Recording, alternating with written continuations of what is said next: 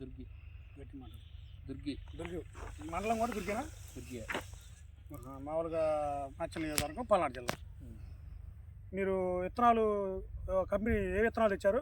వ్యాగ్రో seed 422. 422 వ్యాగ్రో seeds వాళ్ళు 422 తెచ్చారు. ఎలా ఉంది మీకు? బాగానే ఉంది. దీంట్లో ఉన్న లక్షణాలు ఏంటి? ఏం నచ్చింది మీకు దీంట్లో? వైరస్కి తట్టుకుంది. గట్టిగా చెప్పండి. ఏం నచ్చింది? వైరస్కి తట్టుకుంది. వైరస్ తట్టుకుంది. కాపు అనేది నీడు ఆల్రెడీ మీరు చూశారు? నీడు ఎక్కడైనా? నేనైతే చూడలేదు. అంటే ఎలా ఉందని చెప్పారు? నీడు బాగుంది అన్నారు. బాగుందని చెప్పారు. వ్యాగ్రో సీడ్స్ వాళ్ళు 422 ఇది మొత్తం అదేనా? మొత్తం అదే.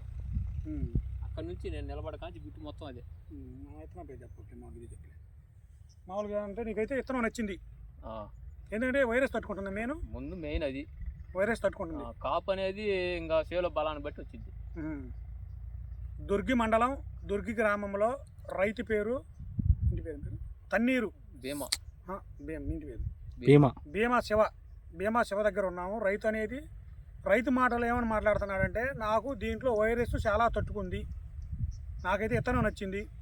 కాపు విషయానికి వస్తే పోయిన సంవత్సరం ఎవరో బాగుందని చెప్తే ఆ విత్తనం తెచ్చేశాను. విత్తనం అయితే బాగుంది, వైరస్ తట్టుకుంటుంది. నీకు ఆల్రెడీ గెనుపు దగ్గర చిట్టాక పెద్ద వస్తుంది. చిట్టాక వస్తుంది. చిట్టాకే వస్తుంది. నీకైతే విత్తనం అయితే ఓకే. నీకు నెంబర్ 1 ఇదే బాగుంది. సరే ఒకసారి నీ పేరు చెప్పండి. భీమా శివ. ఊరి పేరు? దుర్గి గ్రామంలో ఉన్నాము.